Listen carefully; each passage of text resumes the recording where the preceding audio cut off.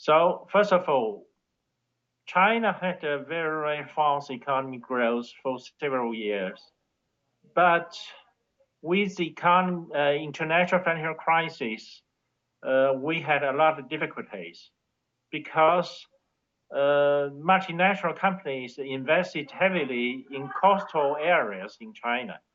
So that dragged the growth and that enlarged the Chinese government fiscal revenues.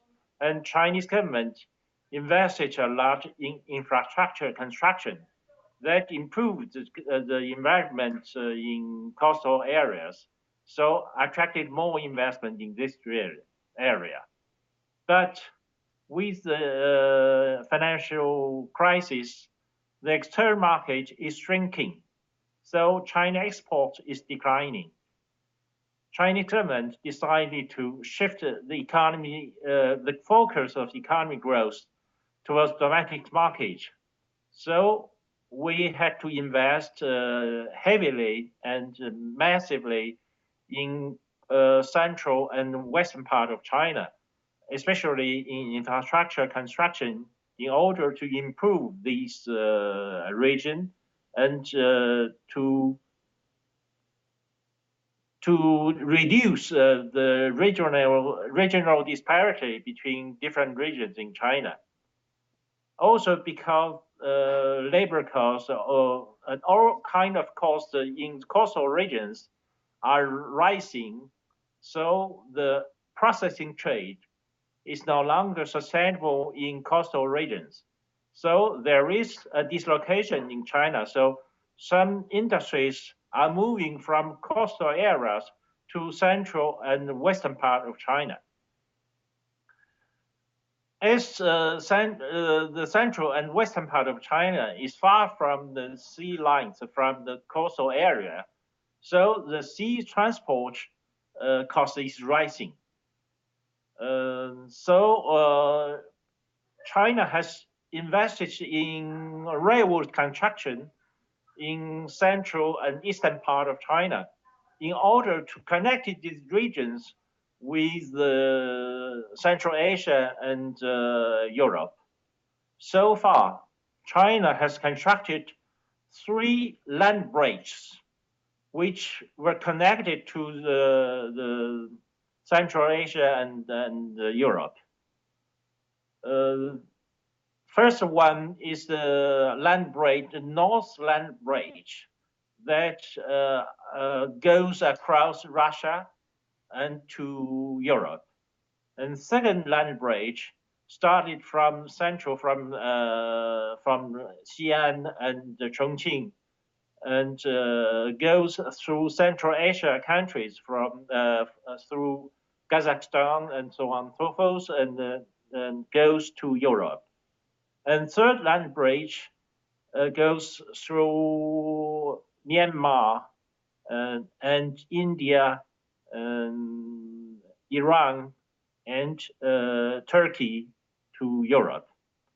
With those 3 final railroads, China's central and western part are connected to Central Asia and the European market.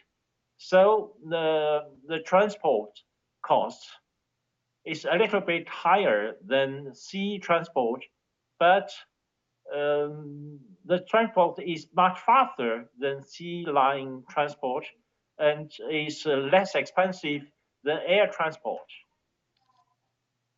So the railroads is essential in shipping all these products from central and western part of China towards Europe. So when Chinese President Xi Jinping visited Central Asia countries and Russia, he talked about the New Silk Road project. That means that China will invest in along those railroads to make those regions economically prosperous. Actually, China, Russia, and Central Asia countries are member of the Shanghai Cooperation Organization. They were committed to the cooperation in fighting with religious extremists, separatists, and terrorists. And then in these areas, they made tremendous progress. But China realized that poverty is something that is favorable to the rise of this extremism and separatism in this region.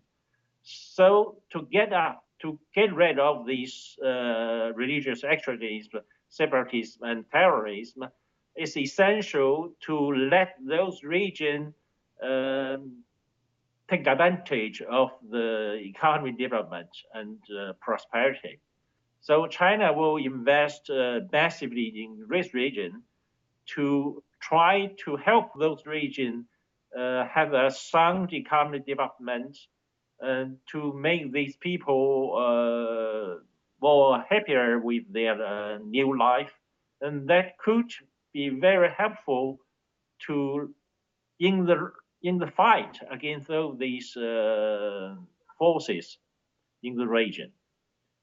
Also, because since the crisis, some sectors in Chinese economy are facing overcapacities.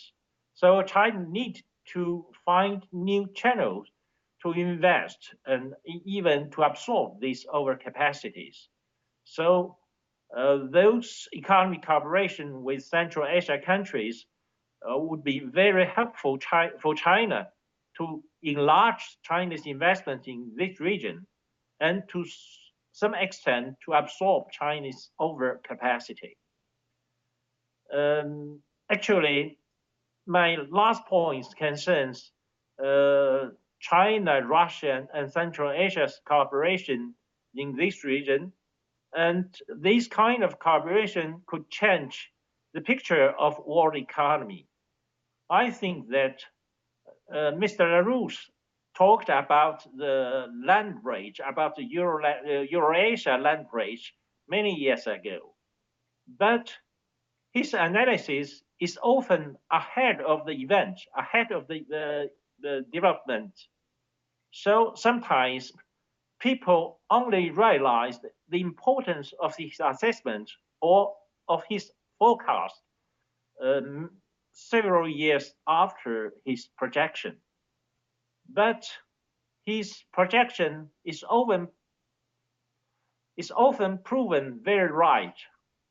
So this time, I think the new Silk Road has proven once more LaRouche's right in those Chinese efforts to combine economic development efforts and economic cooperation along with Central Asia countries and Russia, and then to make this Eurasia land bridge a vital development line for China, also for the region.